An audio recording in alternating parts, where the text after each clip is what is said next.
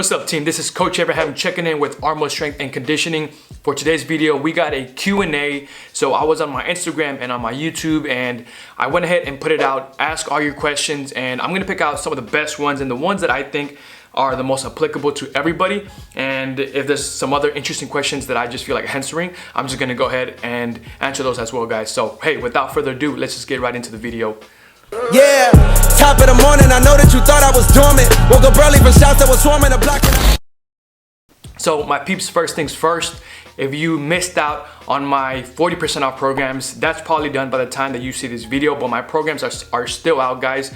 I still think it's a great investment, even if you didn't get a chance to purchase them at a discount. Remember that my programs are all research-based and they're made for the footballer to take your speed, your strength, and your injury prevention to the next level. But anyways, let's get into this video. So this is a great question by Chris McDonald _04. How important is body fat in relation to speed?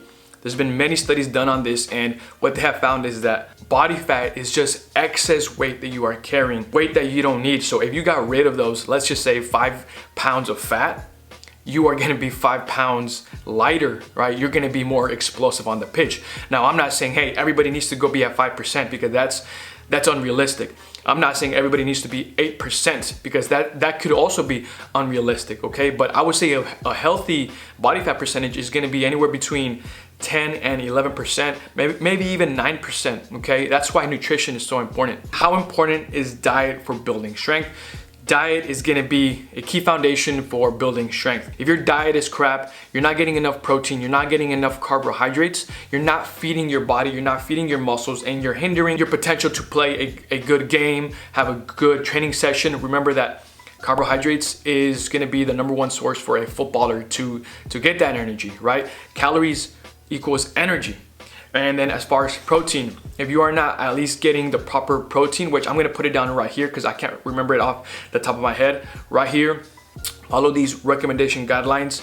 If you are not getting enough protein, guys, you're limiting your muscle to grow, right? And when I mean muscle to grow, I don't mean bodybuilding, right? Just in general, you need protein because that's the building block for your muscles to be healthy and recover. And so if you're not getting that, guys, you're hindering your potential to be stronger, all right? If you're hindering your potential to be stronger, you're also hindering your potential to be faster and more explosive as well. This is a great question. I'm not even gonna try to say that name. Is gym good for footballers? Some say it will make you injury prone. This is a very sensitive topic, so I'm gonna do my best to answer this one. The gym is great for footballers if done correctly. If you are going into the gym following these high volume bodybuilding methods, think about what you're doing to the body, to the muscles. You're constantly doing so many reps, and then you're gonna ask your body to go do sprints, all right? That's one mistake right there. Another thing is that footballers don't lift as an athlete, don't lift to become a better player. Instead, they just lift to become a better gym goer, which that doesn't make sense. My goal for footballers is, wouldn't you wanna do the least amount of work and get strong and explosive instead of going into the gym and trying to do the most amount of work? Think about that. So really, it all comes down to lifting smart and having the focus of, I'm lifting to become a better footballer. Tips on shooting better as a striker. I'm not a skills coach. There's plenty of other guys on YouTube. So speed day, what do you mean by that? And which drill should I do on speed day? So whenever I mean like a speed day, let's just use top speed. Check out this video, this short I just uploaded a couple days ago. This is a real guide on how to train for top speed. Top speed is the #1 exercise that footballers should be doing once or twice a week, and you should always include it in your program. Can you give a backstory on your football career, coaching, and playing? So yeah, guys, I wish I can give you some inspirational story of my career. I don't think I was the best player. I think I was decent. I was able to play at the college level, and based on my years of experience, I think I did pretty well. So I didn't start playing football, soccer till I was 12 years old. For many, this is way too late, right? But I did it because I was obsessed and I still kept going. And my dream was obviously, like everybody, to be a professional. The most I got was I was training with a 4th tier level professional soccer team here in my local Fort Worth, Texas team. And I was just training with them, but after that, I started picking up injuries, so I never got to play a game. And that's kind of when my career went down and I started focusing elsewhere. But again, guys, I started at 12 years old. I played every single day, and I went from not being a starter my senior year of high school to being a starter. And I was the only one from my graduating class to play in college. Ultimately, why I stopped playing was because of ankle injuries, knee injuries, and I wasn't even really lifting weights. More on that later, but what really hurt me was overtraining. That's why I'm always talking about smart training, guys. It's not about doing the most, it's about doing the least and getting the most out of it. So as you train the physical aspect of football, do you ever train the technical aspect? If so, can you? And so this is a question by Dave A. Haim. Oh, guys, you guys are killing me. You should always be doing the aspect of your game, the physical aspect of your game, along with the technical side. Remember, you should be focusing on all your technical stuff and then supplementing with the physical aspect, which is fitness, strength, speed, power, and all that good stuff. So what do we need to improve acceleration and deceleration? Go out and change direction, put some cones out, do the arrowhead drill. That's one of my favorite ones. Drills that are gonna force you to quickly run, decelerate, and re-accelerate. So is push pull leg technique good for soccer players? By Junior_Ahmed77. This right here, if we talk about a conventional push pull leg, these are gonna be high volume. If you have a leg workout, you're gonna be doing so much, and the next training day, you're gonna be freaking sore, and that's the last thing that you want to do. This is why I say this is not ideal. As a newbie, you will always see gains no matter what training program you get yourself into. Once you get a little bit more experience, once you're done being a beginner, that's when you need to really focus on being an athlete. But I would say from day one in the gym, focus like an athlete, okay? Because that's what's gonna eventually give you that longevity and productivity as a career. Have you ever trained like a bodybuilder? I did. Once my career was over, however. I didn't start lifting weights, my peeps, until I was in college, until I was 18 years old. That's when I really started lifting weights.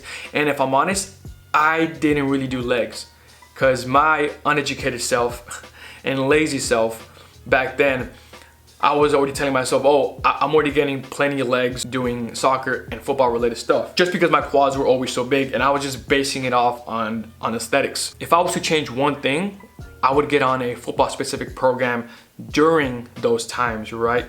And I can't remember, but off the top of my head, I think I know somebody who sells football specific programs. I think it's called the Ultimate Footballer. I don't know, I'm making stuff up probably. If you have a weekly Thursday match, how should I schedule my training, football, stamina, gym?